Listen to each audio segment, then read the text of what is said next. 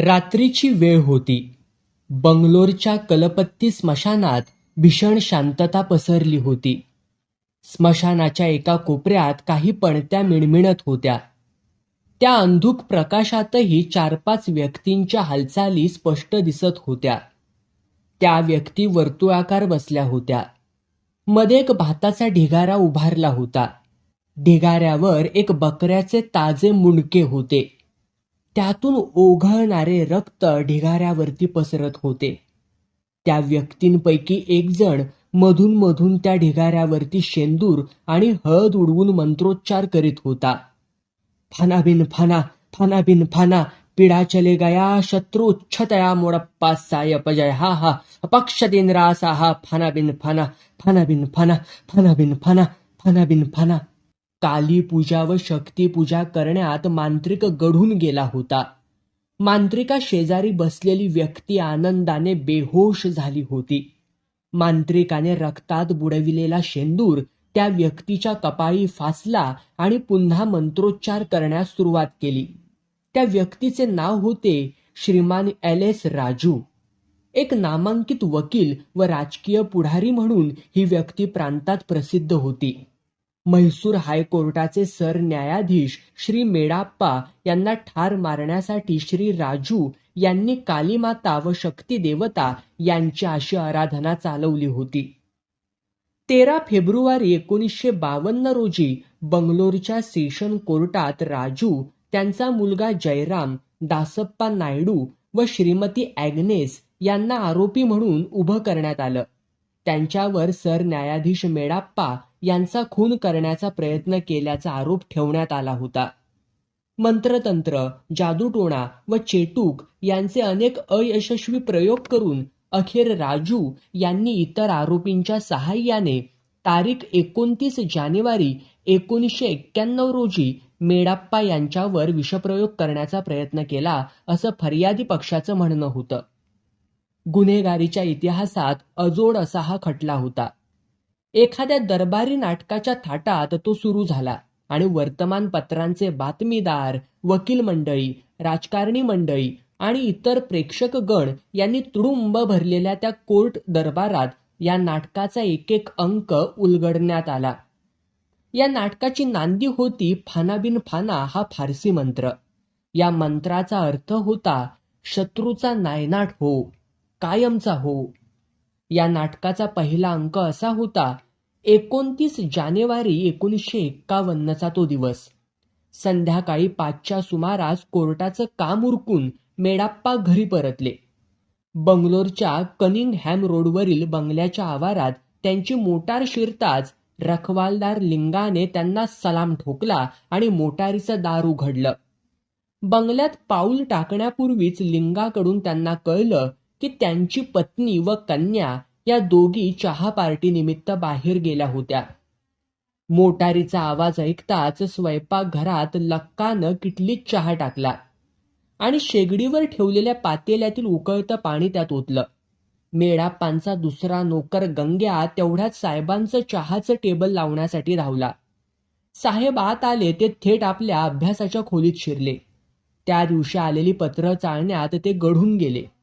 गंग्यानं खाण्याचे पदार्थ आणि चहाचा ट्रे त्यांच्या पुढ्यात आणून ठेवला. चहा तयार करण्यापूर्वी अर्क चांगला आलाय की नाही हे पाहण्यासाठी त्यानं किटलीचं झाकण उचललं. किटलीतील अर्क त्याला काहीसा पांढुरका दिसला. कदाचित दुधाचा एखाद दुसरा थेंब आत पडल्यामुळे अर्क पांढुरका दिसत असावा असं त्याला वाटलं. किटलीचं झाकण बंद करून दूध आणण्यासाठी तो स्वयंपाक खोलीत गेला. किटलीत ओतून उरलेल्या गरम पाण्यात लक्कानं एक पावशेरी मापटं दुधानं भरून ठेवलं होतं. गंग्याने दूध घेण्यासाठी मापटं उचललं. तो मापट्याच्या सभोवार पांढरट रंगाचा लेप पाहून त्याला अचंबा वाटला. यापूर्वी असं कधीच झालं नव्हतं. पातेल्यातील उरलेलं पाणी देखील पांढुरकं दिसत होतं. क्षणभरात गंग्याच्या मनाला एक भयंकर विचार चाटून गेला. गंग्या ताबडतोब साहेबांच्या खोलीत गेला आणि त्यांच्या टेबलावर ठेवलेला चहाचा ट्रे घेऊन तो स्वयंपाक खोलीत आला. किटलीतील चहा व पातेल्यातील पाणी त्यानं मोरीत ओतून टाकलं. दुसऱ्या भांड्यात त्यानं पुन्हा चहा करून तो साहेबांच्या टेबलावरती नेऊन ठेवला. चहा घेऊन झाल्यानंतर साहेब स्नानगृहात गेले. चहाच्या पातेलीत पडलेली पावडर कसली असावी याबद्दल गंग्यानं लक्काकडे चौकशी केली. लक्कालाही त्या गोष्टीचं आश्चर्य वाटलं. लक्कानं चहाचं पाणी चुलीवर ठेवलं तेव्हा ते स्वच्छ होतं याची त्यानं खात्री दिली. गंग्यानं रखवालदार लिंगा त्याचप्रमाणे घरातील आया यांच्याकडे चौकशी केली, पण त्यांनी आपल्याला काही माहीत नाही असं सांगितलं. मेडाप्पांनी आंघोळ उरकून कपडे केले आणि शहरातून फेरफटका मारण्यासाठी ते बाहेर पडणार इतक्यात त्यांची कन्या अक्का त्यांना व्हरांड्यात भेटली. त्यांचं बोलणं चालू असतानाच गंग्या तिथे आला. साहेब, मला माफ करा, मला आपल्याला काहीतरी सांगायचं आहे. काय आहे? गंग्यानं त्यानंतर त्यांना सर्व हकीकत सांगितली. मेडाप्पांना आश्चर्य वाटलं. स्वयंपाक खोलीत जाऊन त्यांनी पातेलं आणि मापटं नजरेखाली घातलं. मापट्याच्या सभोवार कसला तरी पांढुरका पदार्थ चिकटल्याचं स्पष्ट दिसत होतं. एका भयंकर धोक्यातून आपण निभावलो आहोत हा विचार मेडाप्पांच्या चेहऱ्यावर झळकून गेला. या प्रकारामागे एखादा भयंकर कट असावा अशी त्यांच्या मनाची खात्री झाली. आपल्या नोकरांना त्यांनी काही प्रश्न विचारले. त्यांच्या बंगल्यावर कधी कधी येऊन बारीक सारीक कामं करणारी आया एव्हाना काम उरकून निघून गेली होती. हा प्रकार पोलीस खात्याला कळविण्याचं मेडाप्पांनी ठरवलं. त्यांनी आपल्या चिरंजीवाला क्लबमधून बोलावून घेतलं आणि तक्रार लिहून घेण्यास सांगितलं. त्यांचे चिरंजीव मजकूर टाईप करीत असतानाच मेडाप्पांनी पोलीस स्टेशनवर टेलिफोन करून सुप्रिटेंडंट आनंदन यांना बंगल्यावरती बोलावून घेतलं. काही वेळातच आनंदन आपल्या गोतावळ्यानिशी बंगल्यावर येऊन दाखल झाले. मेडाप्पांकडून सर्व माहिती मिळाल्यानंतर त्यांनी बंगल्याची कसून तपासणी केली आणि पातेलं व मापटं जप्त करून ताब्यात घेतलं. मेडाप्पांचा त्यांनी निरोप घेतला. पोलीस खात्यावर जबाबदारीचं काम येऊन पडलं होतं. दुधाच्या मापट्याभोवती चिकटलेला पदार्थ कसला आहे याचा निर्णय घेण्यासाठी दोन्ही भांडी तज्ज्ञांकडे पाठविण्यात आली. 2 फेब्रुवारीला पोलीस खात्याकडे तज्ज्ञांचा निकाल येऊन ठेपला. त्यात म्हटलं होतं की दुधाच्या मापट्याला चिकटलेला पदार्थ म्हणजे मर्क्युरिक क्लोराईड नावाचं अत्यंत जहरी असं विष होतं. बंदुकीची गोळी लागताच सावज धडपडावं त्याप्रमाणे तज्ज्ञांचा निर्णय वाचून पोलीस खातं खडबडून जागं झालं. गुन्ह्याचं स्वरूप पोलीस खात्याला आता कळून आलं. मेडाप्पा यांच्यावर विषप्रयोग करून त्यांचा खून करण्याचा डाव कुणीतरी रचला होता. पोलीस खात्यानं या प्रकरणाची फोड करण्याची कामगिरी इन्स्पेक्टर नीलकांत यांच्याकडे दिली. मेडाप्पांच्या बंगल्यावर इन्स्पेक्टर नीलकांतनं फिरून चौकशी केली. त्यावेळी बंगल्यावर कधी कधी कामासाठी येणारी आयाच या प्रकारास कारणीभूत असावी असा त्याला संशय आला. शिवाय 29 जानेवारीनंतर ती बंगल्यावर पुन्हा फिरकलीच नव्हती. या आयाचं नाव होतं ॲग्नेस. मात्र ती कुठे राहते याविषयी बंगल्यावर कुणालाच माहिती नव्हती. ॲग्नेसच्या चेहरेपट्टीविषयी काही खाणाखुणा नीलकांतला पुरविण्यात आल्या. पोलीस खात्यानं सतत 10-12 दिवस बंगलोर शहर अक्षरशः चाळून काढलं, पण ॲग्नेसचा कुठेच सुगावा लागेना. 15 फेब्रुवारीला रात्रो सिव्हिल स्टेशनच्या भागात कॉन्स्टेबल नारायणराव गस्त घालीत होता. पहाटे 4च्या सुमारास तो सांपिगे रोडवरती आला. तेव्हा एक बुरखाधारी बाई रस्त्यावरून लगबगीनं जात असताना त्याच्या दृष्टीस पडली. नारायणरावाचं संशयी मन जागं झालं. त्यानं तिचा पाठलाग सुरू केला. तिची हालचाल संशयास्पद होती. सुदर्शन फार्मसीकडे येऊन ती थांबली. तिने एकदा आसपास नजर फिरवली आणि नंतर फार्मसीच्या दारावर नाजूक हातानं टिचकी मारली. परंतु फार्मसीचे दार उघडण्यापूर्वीच नारायणरावानं आवाज दिला, खडे रहो. ती थरारली. तिच्या तोंडातून शब्दच फुटेना. नाव काय तुझं? ॲग्नेस. नारायणरावानं आपलं सावज हेरलं होतं. ॲग्नेसला गिरफ्तार करून त्यानं तिला नीलकांत समोर आणून उभं केलं. नीलकांतनं विचारलेल्या प्रश्नांना तिनं जी उत्तरं दिली त्यातून एक मोठा कट उघडकीस आला. 16 फेब्रुवारीला बंगलोरच्या निरनिराळ्या भागात छापे घालून पोलिसांनी अनेक प्रतिष्ठित व्यक्तींना अटक केली.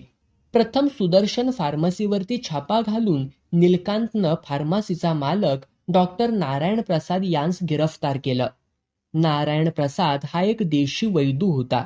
फार्मसीत घेतलेल्या झडतीत नीलकांतला मर्क्युरी क्लोराईडनं अर्धवट भरलेली एक बाटली मेडाप्पांचा एक फोटो, मंत्रतंत्र आणि जादूटोणा यावरील अनेक पुस्तकं आणि इतर अनेक आक्षेपार्ह वस्तू सापडल्या.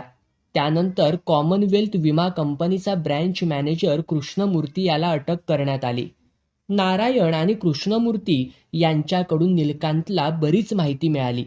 त्या माहितीच्या आधारे नीलकांतने 50 ते 60 बंदूकधारी पोलिसांच्या सहाय्याने दुपारी 1च्या सुमारास बंगलोरचे सुप्रसिद्ध वकील राजू यांच्या बसवनुगुडी येथील सीताविलास या बंगल्याला गराडा घातला.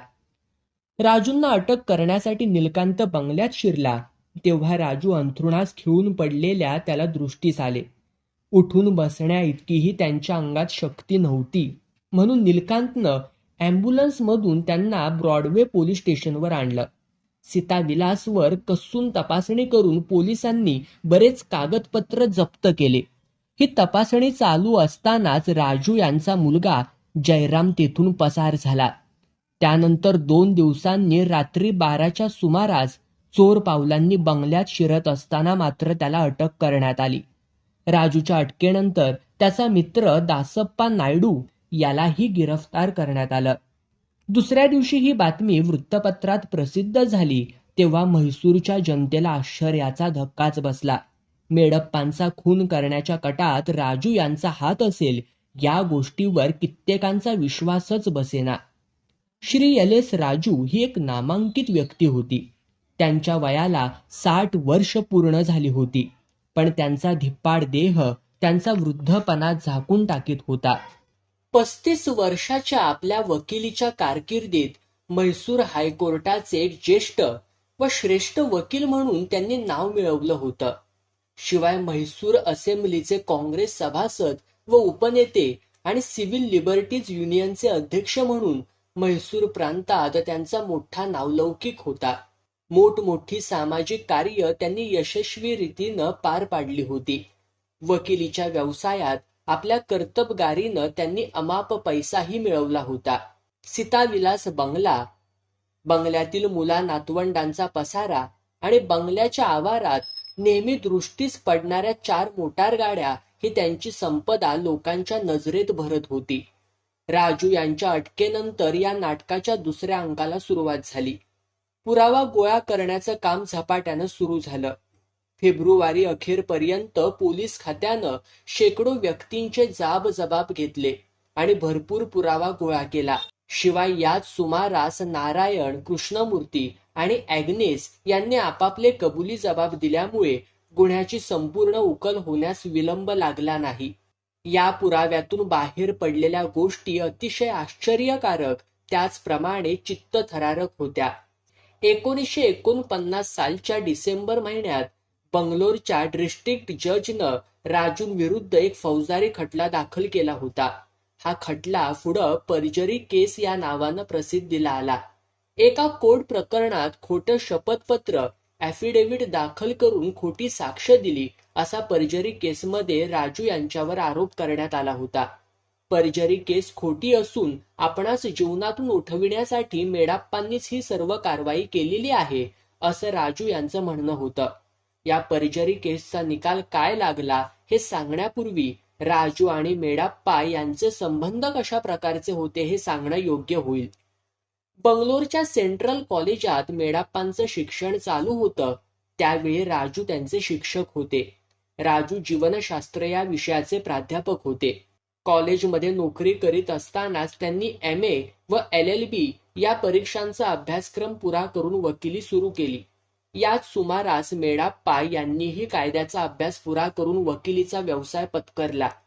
1933 साली मेडाप्पांची डिस्ट्रिक्ट जज म्हणून नेमणूक झाली आणि 1944 साली बढती मिळून ते म्हैसूर हायकोर्टाचे न्यायमूर्ती झाले.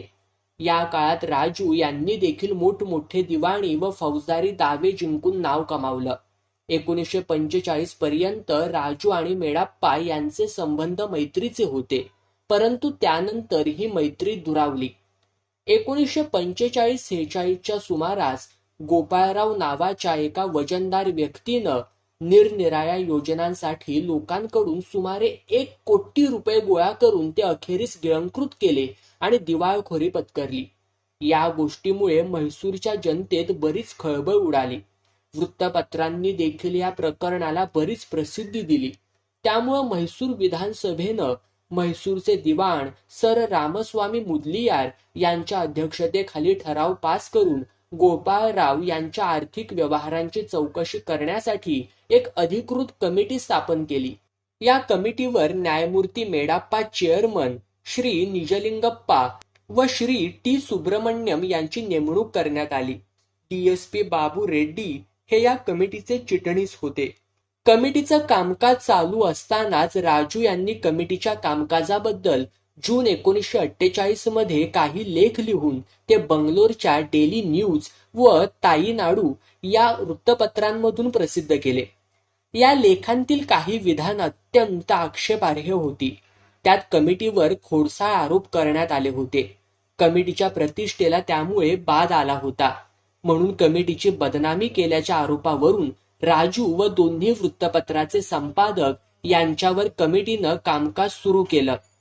जुलै 1948 मध्ये कमिटीने तिन्ही आरोपींना प्रत्येकी 2 महिने साधी कैद व ₹300 असा दंड आणि शिक्षा फरमावली. आरोपींना कैद करून सेंट्रल जेलमध्ये पाठविण्यात आलं. कमिटीच्या निकालाविरुद्ध आरोपींनी हायकोर्टात अपील दाखल केलं. अपीलाच्या प्रथम सुनावणीच्या वेळी न्यायमूर्ती पट्टराज यांनी आरोपींची जामिनावरती मुक्तता केली. अखेर सप्टेंबर 1948 मध्ये हे अपील सरन्यायाधीश परमसिंह व इतर 3 न्यायमूर्ती यांच्या समोर सुनावणीस निघालं. त्यावेळी कमिटीस आरोपींना शिक्षा करण्याचा अधिकार नसून कमिटीचा निर्णय बेकायदेशीर आहे असं हायकोर्टाचं बहुमत पडलं.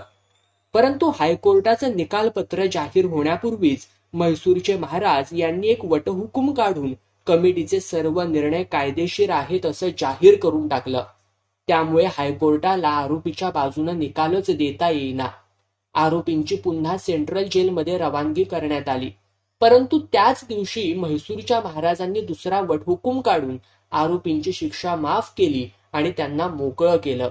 या प्रकरणामुळे मेडाप्पांविरुद्ध राजू यांच्या मनात तेढ निर्माण झाली. नोव्हेंबर 1948 मध्ये सरन्यायाधीश परमसिंह सेवानिवृत्त झाले व त्या जागेवर मेडाप्पा यांची निवड झाली. सप्टेंबर 1949 मध्ये मेडाप्पा यांच्याकडे श्रीमती लक्ष्मी यांनी राजू यांच्या विरुद्ध एक अर्ज दाखल केला. 1943 साली हायकोर्टाचे एक न्यायमूर्ती श्री अय्यर हे मृत्यू पावले. त्यावेळी त्यांच्या मृत्यूपत्रानुसार वारसपत्र मिळविण्याचं काम राजू यांच्याकडे आलं होतं. अय्यर यांच्या मिळकतीच्या वाटपाच्या कामी राजू यांनी मोठ्या प्रमाणावरती अफरातफर केले असा न्यायमूर्ती अय्यर यांची नात श्रीमती लक्ष्मी यांनी राजूवर आरोप केला होता. मेडाप्पा यांनी श्रीमती लक्ष्मी यांचा अर्ज चाचणीसाठी डिस्ट्रिक्ट कोर्टाकडे पाठवला. या चाचणीत असं आढळून आलं की वारसपत्र मिळविण्याच्या कामी राजू यांनी खोटं शपथपत्र कोर्टात सादर केलं होतं. या प्रकरणातूनच वरील पर्जरी केस निर्माण झाली होती. 19 ऑक्टोबर 1949 रोजी पर्जरी केस सिटी मॅजिस्ट्रेट पुढे सुरू झाली. फिर्यादी पक्षानं या प्रकरणात भरभक्कम पुरावा गोळा केला होता. शिवाय म्हैसूरचे ॲडव्होकेट जनरल श्री वासुदेव मूर्ती फिर्यादी पक्षासाठी काम पाहत होते. राजू यांच्या वतीने मद्रासचे 2 प्रख्यात वकील श्रीनिवास अय्यंगार व राघवाचार्य हे उभे होते. फिर्यादी पक्षाची बाजू बळकट आहे याची प्रचिती राजू यांस 1-2 महिन्यातच आली. पर्जरी केस आपल्यावरच उलटणार या गोष्टीची चिन्ह राजूंच्या नजरेस दिसू लागली. पर्जरी केसचा बागुलबुवा त्यांच्या समोर सारखा नाचू लागला. दिवसेंदिवस कामधंद्यांवरून त्यांचं लक्ष उडू लागलं. पर्जरी केसमध्ये शिक्षा झाली तर तुरुंगवास घडणार होता आणि त्यांनी मिळवलेली सर्व कीर्ती धुळीला मिळणार होती. या आपत्तीतून राजूंना एकच मार्ग मोकळा दिसत होता. मेडाप्पा पदच्युत झाले तरच आपली पर्जरी केसमधून सुटका होईल अशी राजू यांच्या मनाची खात्री झाली होती. मेडाप्पा अधिकार पदावर असे तोपर्यंत पर्जरी केसमध्ये आपण आज ढवळाढवळ करावयास मिळणार नाही असं त्यांना वाटत होतं. म्हणूनच त्यांनी दिल्ली दरबारी, सुप्रीम कोर्टात, त्याचप्रमाणे म्हैसूरच्या मंत्रिमंडळाकडे मेडाप्पा यांच्या विरुद्ध अनेक तक्रारी केल्या. परंतु त्यातून काहीच निष्पन्न मात्र झालं नाही. 1950च्या फेब्रुवारी महिन्यात म्हैसूर हायकोर्टाचे न्यायमूर्ती पट्टराज सेवानिवृत्त झाले. मेडाप्पा यांच्या कारवायांमुळे आपणास सक्तीनं सेवानिवृत्त व्हावं लागलं असं पट्टराज यांना वाटत होतं. सेवानिवृत्त होताच पट्टराज यांनी मेडाप्पा यांच्यावर निरनिराळ्या कारणास्तव फौजदारी व दिवाणी दावे लावले आणि राजू यांना आपलं वकीलपत्र दिलं. राजू यांनी या संधीचा फायदा घेण्याचं ठरवलं. पट्टराज यांच्या वतीने त्यांनी बरीच खटपट केली, पण या प्रयत्नातही ते अयशस्वी झाले. 1950च्या मे महिन्यात राजू यांची कॉमनवेल्थ विमा कंपनीचा ब्रँच मॅनेजर कृष्णमूर्ती याच्याशी ओळख झाली. पर्जरी केसबाबत आपणास जनतेचा पाठिंबा हवा आहे, त्या बाबतीत कृष्णमूर्तीनं मदत करावी अशी राजू यांनी त्याला विनंती केली. त्यानंतर राजू कृष्णमूर्तीला वारंवार भेटू लागले. त्याला त्यांनी विम्याचं बरचसं कामही जमा करून दिलं. त्या दोघांची चांगलीच दोस्ती जमली. त्या दोस्तीतून पुढे या नाट्याच्या 3ऱ्या अंकातील घटना निर्माण झाल्या. कृष्णमूर्तीनं अशी कल्पना सुचवली की मेडाप्पांची कुंडली पाहून त्यांना ग्रहपीडा आहे का पाहावी, म्हणजे त्यावरून मेडाप्पा पदच्युत होतील की नाही हे कळेल. राजूंना मात्र ही कल्पना पटली. कुंडलीसाठी मेडाप्पांची जन्मतारीख शोधित असता राजूंना असं आढळून आलं की सेंट्रल कॉलेजमध्ये मेडाप्पांची जन्मतारीख 10/4/1993 अशी होती, तर सरकारी दप्तरात ती 10/4/1895 अशी देण्यात आली होती. राजूंनी या गोष्टीचा उपयोग करावयाचं ठरवलं. त्यांनी म्हैसूर सरकारकडे मेडाप्पांनी आपलं वय खोटं दिलं असल्याबद्दल तक्रार नोंदवली. परंतु या प्रकरणीही राजूंच्या पदरी निराशाच पडली, कारण या बाबतीत चौकशी होऊन मेडाप्पांनी सरकार दप्तरात दिलेली जन्मतारीख बरोबर आहे असा निर्णय देण्यात आला. राजू यांनी मेडाप्पांची कुंडली तयार करून घेतली आणि कृष्णमूर्तीच्या मदतीनं अनेक ज्योतिषांच्या भेटी घेतल्या. मेडाप्पा आणि राजू यांच्या कुंडल्या पाहून ज्योतिषांनी तर्ककुतर्क केले आणि ग्रह ताऱ्यांचे मार्ग राजूंना पटविण्याचे प्रयत्न केले, पण राजूचं समाधान झालं नाही. एकदा राजू कृष्णमूर्तीला म्हणाले, मला असले सर्वसामान्य ज्योतिषी नकोत, असा एखादा महात्मा शोधून काढ की जो माझं भलं करील. नंतर कृष्णमूर्ती राजूंना सीताराम शास्त्रींकडे घेऊन गेला. शास्त्री बुवांनी राजूंना सांगितलं की काही ठराविक पूजा केल्यास संकट निवारण होईल व मेडाप्पा यांना मृत्यूही येईल. त्यानंतर बुवांनी राजूंच्या बंगल्यावर महिनाभर पूजेचं सत्र चालवलं. मेडाप्पांवर मात्र त्याचा काहीच परिणाम झाला नाही. त्यानंतर दसऱ्याच्या सुमारास राजूंनी दुसऱ्या एका शास्त्री बुवांची भेट घेतली. भृगुनाडी वाचून शास्त्री बुवांनी सांगितलं की 1951च्या सुरुवातीचा काळ मेडाप्पांना क्लेशकारक आहे व त्या काळात त्यांना अतिशय मानहानी, अपयश व निराशा सहन कराव्या लागतील. हे भाकीत ऐकून राजूंना आनंद झाला, पण 1951 साल उगवेपर्यंत थांबण्याची त्यांची तयारी मात्र नव्हती. नंतर राजू दुसऱ्या शास्त्र्यांच्या शोधात लागले. 1950चा नोव्हेंबर महिना उजाडला. याच महिन्यात राजू यांची दासप्पा नायडूशी भेट झाली. दासप्पाचं कोर्टाचं काम राजूंनी स्वीकारलं होतं. राजूंनी हळूहळू दासप्पालाही आपल्या जाळ्यात खेचून घेतलं. दासप्पाच्या मदतीनं त्यांनी अनेक शास्त्र्यांच्या भेटी घेतल्या. याच सुमारास पर्जरी केसमधील फिर्यादी पक्षाचे वकील ॲडव्होकेट जनरल वासुदेव मूर्ती यांची हायकोर्टाचे न्यायमूर्ती म्हणून नेमणूक झाली व त्यांच्या जागेवर सोमनाथ अय्यर आले. सोमनाथ अय्यर यांनी नंतर पर्जरी केसचा ताबा घेतला. दिवसेंदिवस पर्जरी केस एक पल्ला गाठून पुढे चालली होती. राजूंच्या मनावरील दडपण त्या प्रमाणात वाढलं होतं. सोमनाथ अय्यर यांनी तर पर्जरी केसमध्ये विशेष लक्ष घातल्यामुळे राजू यांचा कोंडमारा होण्याची पाळी आली होती. म्हणून पर्जरी केसला धडक मारण्यासाठी कृष्णमूर्ती व दासप्पा यांच्या सल्ल्यानं त्यांनी ज्योतिषशास्त्राचा नाद सोडून चेटूक व जादूटोणा याचकडे मोर्चा फिरवला. एके दिवशी दासप्पा राजू यांचा मुलगा जयराम यास घेऊन कोलेगल येथील रंगा मांत्रिकाकडे गेला. काही मंत्र तंत्र किंवा पूजा करून तू मेडप्पाला ठार मारशील का? मेडप्पाबद्दल माहिती सांगून दासप्पानं रंगाला विचारलं.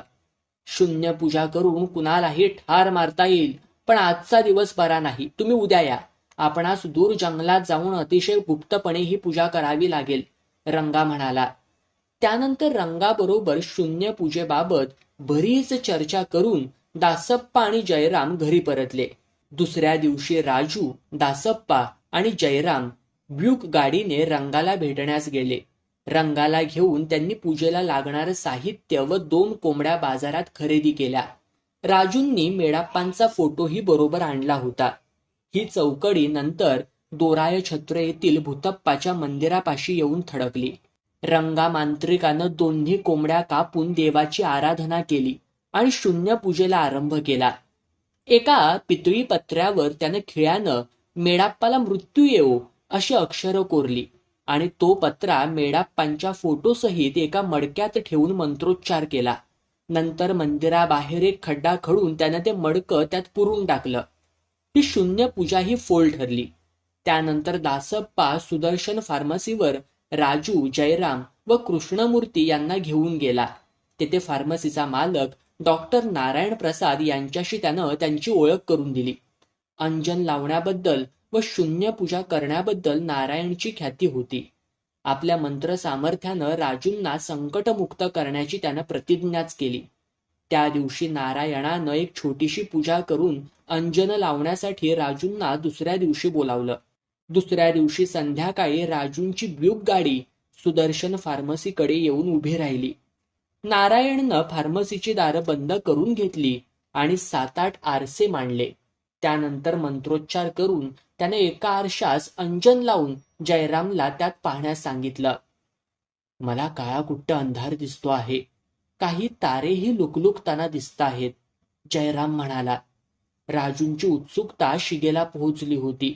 त्यांनीही अंजनात पाहिलं. मला एक ज्योत दिसते आहे, राजू म्हणाले. त्यानंतर पुन्हा रोखून पाहत ते म्हणाले, नारायण, आता मला मेडाप्पाचं प्रेत दिसत आहे. राजूंना अत्यानंद झाला होता. ते पुन्हा अंजनात डोकावले. आता मला देव मारुती दिसतो आहे, त्याची प्रार्थना करा, नारायण म्हणाला. राजूंनी हात जोडून नमस्कार केला. त्याला तुमचं गाऱ्हाणं सांगा, नारायण म्हणाला. मेडाप्पाला मृत्यू येवो, सोमनाथ अय्यरला मृत्यू येवो, माझ्यावरची केस उलटो, देवा एवढी दया करणार का रे, राजू विनम्रतेने म्हणाले. त्यानंतर हा समारंभ संपला. 2 दिवसांनी कालीपूजा व शक्तीपूजा करण्याचं नक्की करून राजू घरी परतले. 2 दिवसांनी मंडळी पुन्हा भेटली. बंगलोरच्या कलपल्ली स्मशानात त्या रात्री पूजा करण्याचं ठरलं. राजूंनी खर्चासाठी नारायणकडे काही पैसे दिले व मेडाप्पांचा एक फोटोही दिला. त्या दिवशी नारायण व दासप्पा यांनी पूजेचं साहित्य आणि 2 बोकड खरेदी केले. संध्याकाळी नारायणच्या घरात एका बोकडाचा बळी घेऊन कालीपूजा उरकण्यात आली. रात्री 8 वाजता दासप्पा व नारायण आपल्या 2 नोकरांसह कलपल्लीच्या स्मशानात आले. तेथे त्यांनी डोंबाकडे तांदूळ देऊन भात शिजवून घेतला. त्यानंतर बोकडाला बळी देण्यात आलं. बोकडाचं मुंडकं भाताच्या ढिगाऱ्यावरती ठेवून नारायणानं पूजेला आरंभ केला. ढिगाऱ्यावरती शेंदूर व हळद उडवून नारायणानं मंत्रोच्चार केला. फाना बिन फाना, मेडाप्पा साई. नारायणानं मेडाप्पांच्या फोटोनुसार पिठाची एक मूर्ती तयार केली आणि ती बोकडाच्या डोक्यावर बसवली. दासप्पानं त्या मूर्तीच्या सर्वांगावर टाचण्या टोचल्या. पुन्हा फाना बिन फानाचा मंत्र उठला. काळी ब्यूक गाडी तेवढ्याच स्मशानापाशी आली. त्यातून राजू, जयराम व कृष्णमूर्ती उतरले. राजूंनी नारायणाच्या शेजारी बैठक मारली. रक्तात बुडवलेला शेंदूर राजूंच्या कपाळावरती फासून नारायण म्हणाला, आता मेडाप्पांची साक्षात मृत्यूशी गाठ आहे. हे रक्त मेडाप्पाचं आहे असं समजा. राजूंच्या डोक्यावरून एक नारळ फिरवून नारायणनं तो फोडला आणि कार्यक्रम आटोपला. त्यानंतर ही मंडळी ब्यूक गाडीनं सुदर्शन फार्मसीकडे आली. अजून पूजा संपलेली नाही, नारायण म्हणाला. आज पहाटे श्रीरंगपट्टम येथील संगमावर जाऊन आपल्याला गंगा पूजा उरकली पाहिजे. सूर्योदयापूर्वी ही मंडळी श्रीरंगपट्टमच्या संगमावरती येऊन थडकली. संगमावर सर्वांनी स्नान केलं. त्यानंतर नारायणनं गांजा, गूळ आणि तूप मिसळून एक गोळा तयार केला. एका पिवळ्या जर्द भोपळ्यावर तो गोळा ठेवून त्याने त्याची पूजा केली. नंतर राजूंनी आपल्या हातांनी तो भोपळा संगमाच्या प्रवाहात सोडून दिला. फाना बिन फाना, नारायणनं मंत्रोच्चार केला. फाना बिन फाना, राजू पुटपुटले. शत्रू पिढा चले गया, शत्रू पिढा चले गया. भोपळा दृष्टीपथातून दूर दूर जात होता. सर्वांची नजर तिकडे लागली होती. साहेब, या भोपळ्याप्रमाणे तुमच्या शत्रूची स्थिती होणार आहे, नारायण म्हणाला. देवाची करणी, राजू हात जोडून म्हणाले. त्यानंतर 2 दिवस निघून गेले. मेडाप्पांवर कोणताच परिणाम दिसेना. नारायणच्या फार्मसीवर राजूंची मोटार पुन्हा येऊन थडकली. नारायण, केस तर आता जोरात सुरू झाली आहे, राजू म्हणाले.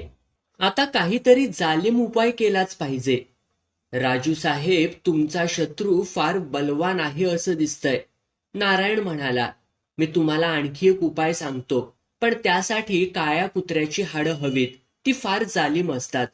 नारायण, तुला किती हाडं हवीत ते सांग, दासप्पा म्हणाला. राजूंसाठी मी वाटेल ते करायला तयार आहे.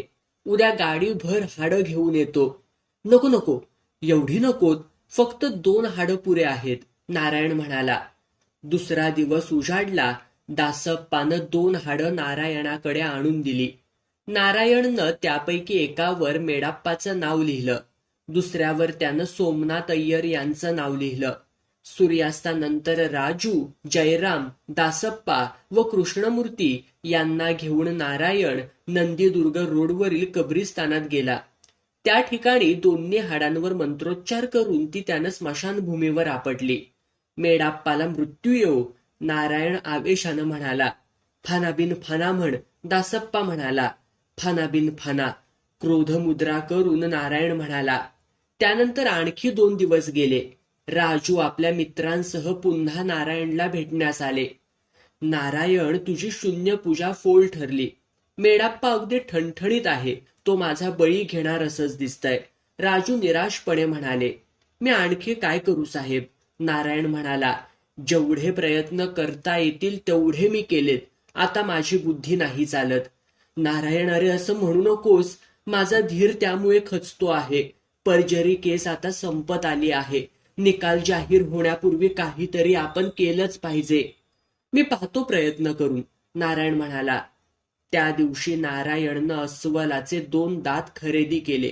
त्यातील पोकळीत त्यानं पारा आणि शेंदूर भरला.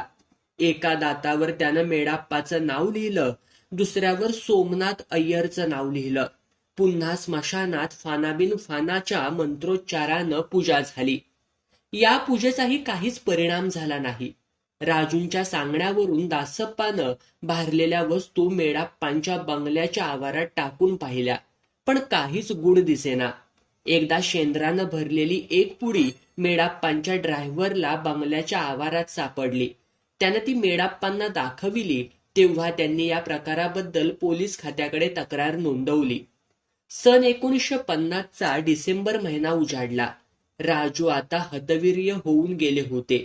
पर्जरी केसमधील साक्षी पुराव्यांचं काम संपत आलं होतं.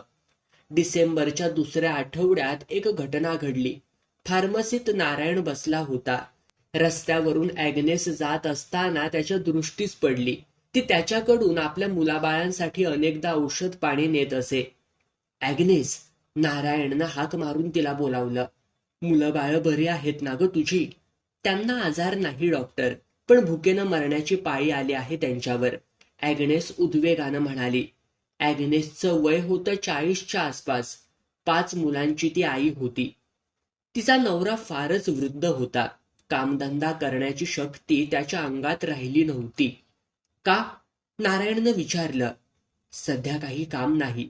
गेले 2 महिने मी मेडाप्पांच्या बंगल्यावरती कामाला होते, पण बंगल्यावर कपड्यांची चोरी झाली म्हणून मला कामावरून काढून टाकलं, ॲग्नेस म्हणाली.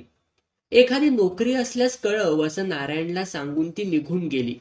त्यानंतर राजू पुन्हा नारायणला भेटले. पुढं काय करावं याबद्दल त्यांची चर्चा झाली. मेडाप्पांच्या एखाद्या नोकराला हाताशी धरून त्यांच्या बंगल्यावर शून्य पूजा करता यायची नाही का असं राजूंनी विचारलं. तशी एक नोकराणी होती. कोण? ॲग्नेस. पण मेडाप्पांनी तिला नुकतंच कामावरून काढून टाकलं आहे. कुठं राहते ती? माझी तिची गाठ घालून दे. नारायणनं ॲग्नेसला बोलावून घेतलं. राजूंनी मोठ्या आपुलकीनं तिची चौकशी केली आणि तिला काही पैसे दिले. ॲग्नेस, तू पुन्हा मेडाप्पांच्या बंगल्यावर जा. त्यांची माफी माग आणि पुन्हा कामावर ठेवण्यासाठी त्यांना विनंती कर, राजूंनी तिला सांगितलं. छे, त्या घरात मी पुन्हा पाऊल ठेवणार नाही, ॲग्नेस म्हणाली. ॲग्नेस, वकील साहेब काय सांगतात ते ऐक बघू, नारायण म्हणाला. ते एक मोठे वकील आहेत, लक्षाधीश आहेत ते. तू काय मागशील ते देतील तुला. ॲग्नेस नंतर कबूल झाली. हे पहा ॲग्नेस, आता नाताळ येतो आहे. राजू तिला समजावून सांगू लागले. नाताळाच्या दिवशी फुलं आणि फळं घेऊन मेडाप्पांच्या बंगल्यावर जा. त्यांचं आणि बाईसाहेबांचं अभिनंदन कर आणि मग नोकरीची याचना कर. ॲग्नेसला त्यांनी आणखी काही पैसे दिले. नंतर ॲग्नेस निघून गेली. नाताळाचा दिवस उजाडला. ॲग्नेस सकाळीच फळं फुलं घेऊन मेडाप्पांच्या बंगल्यावर गेली.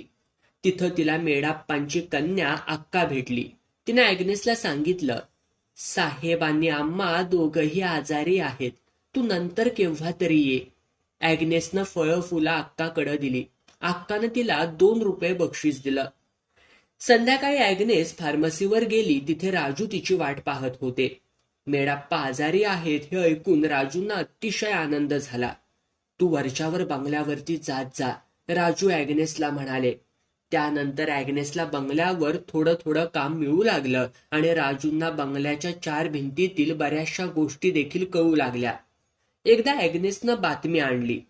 आज मेडाप्पांची प्रकृती फारच बिघडली होती. त्यांना रक्ताची उलटी झाली. राजूचा आनंद गगनात मावेना. नारायण, नारायण, तुझ्या शून्य पूजेचा प्रताप आता दिसू लागलाय खरा, राजू म्हणाले. परंतु नाताळची सुट्टी संपताच मेडाप्पा कामावर हजर झाले आणि राजूंच्या आनंदावरती पाणी पडलं. पर्जरी केसमधील साक्षी पुरावा आता संपला होता. दोन्ही पक्षांच्या वकिलांचं म्हणणं ऐकण्यासाठी कोर्टाने 17 जानेवारी 1951चा दिवस मुकरर केला. परंतु 17 जानेवारीचा दिवस उजडण्यापूर्वीच कृष्णमूर्तीनं अशी बातमी आणली की मॅजिस्ट्रेट साहेबांनी पर्जरी केसचा निकाल अगोदरच लिहून ठेवला आहे व राजूंना त्यात जबर शिक्षा ठोठावली आहे आणि वकिलांचं म्हणणं ऐकून घेण्याचा मॅजिस्ट्रेट साहेब केवळ देखावा करणार आहेत. ही बातमी ऐकून राजूचं चित्त विचलित होऊन गेलं. पर्जरी केसमधील आपले वकील श्रीनिवास अय्यंगार व राघवाचार्यर यांची त्यांनी भेट घेतली व पर्जरी केस दुसऱ्या कोर्टाकडे ट्रान्सफर करण्यासाठी हायकोर्टामध्ये अर्ज करण्यास सांगितलं. 17 जानेवारीस पर्जरी केस उभी राहिली तेव्हा राघवाचार्यर यांनी हायकोर्टात ट्रान्सफर अर्ज करावयाचा आहे असं सांगून मुदत मागून घेतली व पर्जरी केस पुढे ढकलून घेतली. या अर्जाव्यतिरिक्त पर्जरी केस काढून घेण्यासाठी किंवा ती म्हैसूर प्रांताबाहेर ट्रान्सफर करण्यासाठी केंद्र सरकारकडे खटपट करून म्हैसूर सरकारवर दडपण आणावं असं राजू यांनी ठरवलं. त्यानुसार 22 जानेवारीस राजू विमानानं दिल्लीस गेले आणि एका ख्यातनाम दक्षिण भारतीय कायदेपंडिताबरोबर त्यांनी बोलणं केलं. हे कायदेपंडित लोकसभेचे सभापती होते. त्यांचं नाव श्री अनंत शयनम अय्यंगार. 22 व 23 जानेवारीस सदर कायदेपंडित व राजू यांनी बरीच पायपीट केली. केंद्रीय मंत्री गोपालस्वामी अय्यंगार यांची भेट घेऊन त्यांनी पर्जरी केसची बाब त्यांच्या कानावर घातली. पर्जरी केस एकतर काढून घ्यावी किंवा म्हैसूर प्रांताबाहेर ती ट्रान्सफर करावी असा म्हैसूर सरकारला हुकूम काढावा असं कायदेपंडितांनी मंत्री महाशयांना सांगितलं. श्री गोपालस्वामी यांनी आपले चिटणीस व्ही.पी. मेनन यांच्याकडे हे काम सोपवले. मेनन यांनी ट्रंक कॉल करून म्हैसूरचे मुख्यमंत्री श्री रेड्डी व गृहमंत्री श्री मरियप्पा यांच्याशी बोलणं केलं. परंतु म्हैसूर मंत्रिमंडळातील इतर सभासदांचा विचार घेतल्याशिवाय काही करता येणार नाही असं त्यांना उत्तर मिळालं. राजूंच्या पदरी पुन्हा निराशा पडली. म्हैसूर मंत्रिमंडळाकडे आपली डाळ शिजणार नाही याची राजूंना खात्री होती. म्हणून त्या कायदेपंडितांनी म्हैसूरला येऊन या बाबतीत मंत्रिमंडळाशी बोलणं करावं अशी राजूंनी त्यांना विनंती केली. कायदेपंडितांनी त्यास कबुली दिली. 25 जानेवारीस राजू बंगलोरला परतले. कृष्णमूर्ती, दासप्पा वगैरे मंडळी त्यांची उत्कंठतेने वाट पाहत होती. परंतु राजूंच्या चेहऱ्यावरील नैराश्याची छटा पाहून त्यांनी ओळखलं की दिल्ली दरबारात राजूंच्या प्रयत्नांवरती पाणी पडलं असावं. राजू आता जीवावर उदार झाले होते. म्हैसूर मंत्रिमंडळाची आपणास मदत मिळेल असं त्यांना वाटत नव्हतं. दिल्लीहून परतताना एक गोष्ट त्यांनी मनाशी नक्की केली होती. ॲग्नेसच्या मदतीनं मेडाप्पांवर विषप्रयोग करण्याचा त्यांनी निर्णय घेतला होता. बंगलोरला येताच त्यांनी आपला निर्णय कृष्णमूर्ती व दासप्पा यांना सांगितला. कृष्णमूर्ती मनातून कचरला. हे प्रकरण आता भलत्या थराला जाणार हे त्यांच्या ध्यानात आलं. तेव्हा त्यातून आपलं अंग काढून घेण्याचं त्यानं ठरवलं. त्या रात्री 9च्या सुमारास राजू, जयराम व दासप्पा नारायणला फार्मसीमध्ये भेटले. ॲग्नेसलाही त्या ठिकाणी बोलावण्यात आलं होतं. नारायण सर्व प्रयत्न फसले. आता हा अखेरचा प्रयत्न, असं म्हणून राजूंनी आपल्या खिशातून एक बाटली काढून नारायणाच्या हातात दिली. हिच्यात मर्क्युरिक क्लोराईडची पावडर आहे. मेडाप्पांच्या अन्न पाण्यात ही मिसळली पाहिजे. तू ॲग्नेसला एवढं काम करायला सांग. नारायणनं बाटलीतील थोडी पावडर एका कागदावर ओतली. नारायण थोडी आणखी ओत, दासप्पा म्हणाला. शत्रू ताबडतोब उताणा होऊन पडला पाहिजे. नारायणनं आणखी थोडी पावडर कागदावर ओतली आणि पुडी बांधली. तेवढ्यात ॲग्नेस तिथं आली. ॲग्नेस, तुला आज एक महत्वाचं काम करायचं आहे.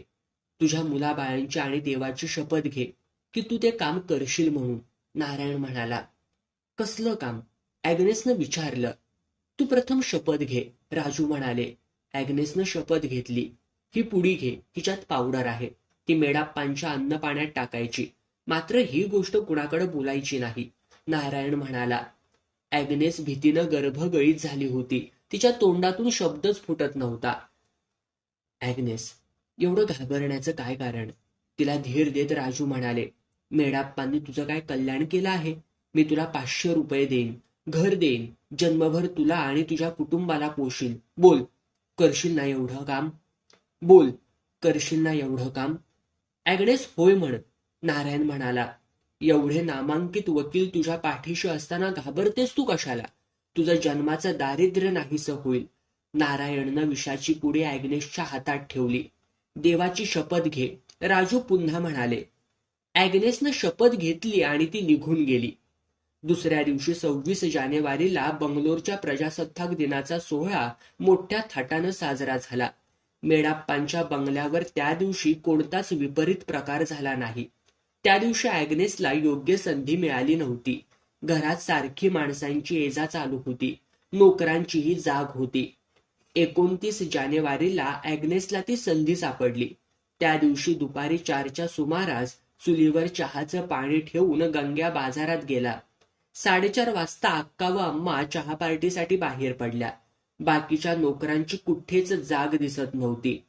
स्वयंपाक खोलीत कोणीही नव्हतं. ॲग्नेस लगबगीनं आत गेली. कमरेला खोचलेली पुडी तिनं बाहेर काढली.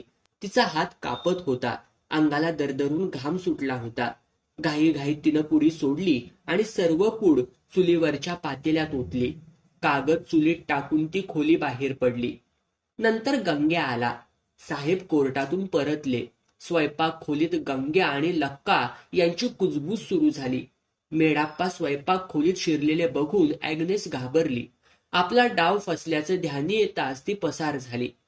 रात्री नारायणाला भेटून तिनं सर्व प्रकार त्याच्या कानावर घातला. नारायण घाबरला. तू ही गोष्ट कुणाकडे बोलू नकोस, नारायण म्हणाला. तुझ्या घरात सुद्धा कुणाला काही कळता कामा नये. मी राजूंना भेटतो, तू काळजी घे. त्याच दिवशी दिल्लीचे कायदे पंडित बंगलोरला आले. त्यांनी कायदेमंत्री श्री भाष्यम यांची भेट घेतली व पर्जरी केसबद्दल बोलणं केलं. दिल्लीचे कायदे पंडित दुसऱ्या दिवशी मुख्यमंत्री रेड्डी व गृहमंत्री मरियप्पा यांस भेटले. राजू यांस आता पश्चाताप झाला आहे असं सांगून पर्जरी केसबाबत तडजोड करावी अशी त्यांनी त्यांस विनंती केली.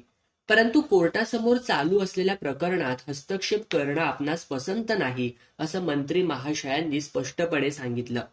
त्याच दिवशी नारायणनं मेडाप्पांच्या बंगल्यावर झालेली गडबड राजूंच्या कानावर घातली. ती बातमी ऐकून राजूंना मोठा धक्काच बसला. त्यांचा गोरा चेहरा काळवंडून गेला. भावी आपत्तीचा राक्षस जणू आपला अजस्त्र जबडा उघडून त्यांच्या समोर ठाकला होता. पर्जरी केस ट्रान्सफर करण्याबाबत राजूंनी हायकोर्टाकडे केलेल्या अर्जाची त्याच दिवशी सुनावणी होऊन तो एकमतानं फेटाळण्यात आला. 31 जानेवारीस कायदे पंडित दिल्लीस परतले. 2 फेब्रुवारीला तज्ज्ञांचा रिपोर्ट पोलीस खात्याकडे आल्यानंतर पोलीस तपास जारीने सुरू झाला. वृत्तपत्रांतून प्रसिद्ध होणाऱ्या एकेका बातमीनं राजूंच्या काळजावर घाव पडू लागले होते. ॲग्नेसला तर घराबाहेर पडू नकोस अशी त्यांनी सक्त ताकीदच देऊन ठेवली होती. येणारा प्रत्येक क्षण आणीबाणीचा होता. पोलीस केव्हा आपल्यावर झडप घालतील याची त्यांना शाश्वती नव्हती. राजूंना चिंतेचा रोग जडला होता आणि ते अंथरुणाला खिळून पडले. परिजरी केसही आता संपली होती. पण तो निकाल जाहीर होण्यापूर्वीच राजूंना मेडाप्पांवर विषप्रयोग करण्याचा प्रयत्न केल्याच्या आरोपावरून गिरफ्तार करण्यात आलं.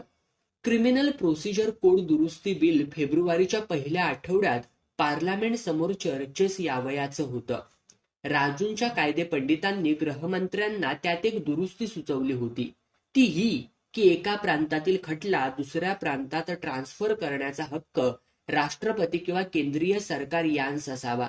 हे बिल चर्चेस निघालं असता सुचवलेल्या या दुरुस्तीस पार्लमेंटमध्ये जोराचा विरोध झाला. केस ट्रान्सफर करण्याचा अधिकार सुप्रीम कोर्टाचाच असावा असा लोकसभेचा कल दिसला तेव्हा गृहमंत्र्यांनी ती दुरुस्ती मागे घेतली. हे बिल संमत झालं असतं तर परिजरी केस म्हैसूर प्रांताबाहेर ट्रान्सफर करून घेणं राजूंना सहजपणे शक्य झालं असतं. परिजरी केसचा निकाल त्यानंतर जाहीर झाला. त्यात राजूंना 2 वर्ष सक्त मजुरीची शिक्षा ठोठावण्यात आली. त्या निकालाविरुद्ध अपील दाखल करून राजूंनी आपला तुरुंगवास थांबवला. विषप्रयोग प्रकरणात पोलीस खात्यानं चौकशीचं काम पूर्ण करून राजू, जयराम, दासप्पा, नारायण व ॲग्नेस यांच्या विरुद्ध मॅजिस्ट्रेटच्या कोर्टात फिर्याद दाखल केली. पूर्व तपासणीनंतर नारायणाला माफीचा साक्षीदार करावा अशी शिफारस करून मॅजिस्ट्रेटनं ही केस सेशन कोर्टाकडे सुपूर्द केली. या खटल्यात सरन्यायाधीश मेडाप्पा यांचा संबंध असल्यामुळे स्थानिक कोर्ट निपक्षपातीपणानं हा खटला चालवणार नाही म्हणून तो म्हैसूर प्रांताबाहेर ट्रान्सफर करावा असे अर्ज राजूंनी केंद्रीय सरकार व म्हैसूर सरकार यांच्याकडे केले. केंद्रीय सरकारनं अर्ज मान्य करून हा खटला म्हैसूर प्रांताबाहेर पाठवावा असा हुकूम म्हैसूर सरकारवर बजावला. त्या निर्णयाविरुद्ध म्हैसूर सरकारनं तीव्र निषेध व्यक्त केला. केंद्रीय सरकारचा हस्तक्षेप कायदेशीर नाही असं म्हैसूर सरकारचं मत होतं. अखेर हा खटला म्हैसूर प्रांताबाहेर न पाठवता दुसऱ्या प्रांतातील एखाद्या सेशन जजांची या खटल्यापुरती बंगलोर सेशन कोर्टात नेमणूक करण्यात यावी असा पर्याय मान्य करण्यात आला. त्यानुसार मुंबई सिटी सिव्हिल व सेशन कोर्टाचे विद्वान व निपक्षपाती म्हणून गाजलेले मुख्य जज श्री M.B. होनावर यांची नेमणूक करण्यात आली. 13 फेब्रुवारी 1952 रोजी बंगलोरच्या सेशन कोर्टात न्यायमूर्ती होनावर व त्यांचे 4 मदतनीस ॲसेसर्स यांच्या समोर हा खटला सुरू झाला. या नाटकाचा हा अखेरचा प्रवेश होता. बंगलोरच्या सेशन कोर्टात हा खटला मोठ्या अटीतटीनं चालविण्यात आला. फिर्यादी पक्षातर्फे श्री नरसिंह मूर्ती तर आरोपीतर्फे सर्वश्री श्रीनिवास अय्यंगार, राघवाचार्यर व K.R. चारी वकील हे काम पाहत होते. वृत्तपत्रांनी या खटल्याला अफाट प्रसिद्धी दिली होती. फिर्यादी पक्षातर्फे सुमारे 70 साक्षीदार तपासण्यात आले. खटल्याच्या सुरुवातीलाच कृष्णमूर्ती व नारायण यांच्या साक्षी घेण्यात आल्या. राजूंनी केलेले मंत्रतंत्र, जादूटोणा व चेटूक या संबंधीची माहिती ऐकून म्हैसूरची जनता अचंबित झाली. फानाबिन फानाचा मंत्र तर ज्याच्या त्याच्या तोंडी पसरला. फिर्यादी पक्षानं आपल्या एकेका साक्षीदाराच्या सहाय्यानं राजूंना संपूर्ण गुरफटून टाकलं. पोळ्याच्या जाळ्यात सापडलेल्या माशीप्रमाणे राजूंची स्थिती होऊन गेली. शिवाय पोलीस तपासात सापडलेली शेकडो कागदपत्र व इतर वस्तू कोर्टासमोर सादर करून फिर्यादी पक्षानं राजूंवरील पकड अधिकच घट्ट करून टाकली. फिर्यादी पक्षाच्या विळख्यातून मुक्त होण्यासाठी राजूंनी देखील बरीच धडपड केली. आपलं निर्दोषत्व सिद्ध करण्यासाठी त्यांनीही बरेच साक्षीदार कोर्टासमोर सादर केले. त्यात म्हैसूर हायकोर्टाचे माजी सरन्यायाधीश श्री परमसिंह, गृहमंत्री मरियप्पा, अनंतशयनम अय्यंगार व ताईनाडूचे संपादक श्रीनिवासन यांचा प्रामुख्याने उल्लेख करावा लागेल. कोर्टाच्या हुकुमावरून मुख्यमंत्री रेड्डी व केंद्रीय सरकारचे सेक्रेटरी मेनन यांच्याही साक्षी घेण्यात आल्या. सरन्यायाधीश परमसिंह यांची साक्ष या ठिकाणी उद्धृत करणं आवश्यक ठरेल. विषप्रयोगाच्या प्रकरणामागे पर्जरी केसप्रमाणेच म्हैसूरच्या सामाजिक जीवनात अतिशय बोकाळलेला ब्राह्मणेतर वादही कारणीभूत होता. या गोष्टीचा त्यांच्या साक्षीतून स्फोट झाला. ते आपल्या साक्षीत म्हणाले, मी राजू यांस गेली 25 ते 30 वर्ष ओळखतो. गोपाळराव प्रकरणीच्या कमिटीने दिलेल्या शिक्षेविरुद्ध त्यांनी व इतर 2 संपादकांनी जे अपील केलं होतं ते माझ्या समोरच सुनावणीस निघालं होतं. ही सुनावणी होण्यापूर्वी मेडाप्पा यांनी एकदा मला टेलिफोन करून विचारलं, 3 खट्याळ ब्राह्मण कचाट्यात सापडले आहेत. तुम्ही त्यांचं काय करायचं ठरवलं आहे? मी त्यांना सांगितलं, कोर्टासमोर चालू असलेल्या प्रकरणाबाबत आणि विशेषतः ज्यात तुमचा संबंध आहे अशा प्रकरणाबाबत आपण बोलणं योग्य नाही. त्यावर मेडाप्पा काहीच बोलले नाहीत. हे संभाषण त्यानंतर दिवाण रामस्वामी मुदलियार आणि कायदेमंत्री यांच्या कानावर मी घातलं होतं. मेडाप्पांनी आपल्या साक्षीत या गोष्टीचा इन्कार केला होता. साक्षी पुरावा संपल्यानंतर फिर्यादी पक्षानं खटल्याचं अखेरचं निवेदन करण्यासाठी मुंबईचे एक नामांकित फौजदारी वकील व माजी न्यायमूर्ती श्री के. सोमजी यांना पाचारण केलं. राजू यांनी स्वतःच आपली बाजू मांडली. 27 मार्च 1952 रोजी न्यायाधीश हुनावर यांनी आपला निकाल जाहीर केला. या निकालाशी त्यांचे मदतनीस ॲसेसर्स देखील बहुतांशी सहमत होते. ॲग्नेस हिला इंडियन पिनल कोड कलम 307 खाली दोषी ठरवून 2 वर्ष सक्त मजुरीची शिक्षा देण्यात आली. जयरामाची निर्दोषी म्हणून मुक्तता करण्यात आली. राजू यांस कलम 115 व कलम 302 खाली दोषी ठरवून 2 वर्ष साधी कैद व ₹2000 दंड अशी शिक्षा ठोठावण्यात आली.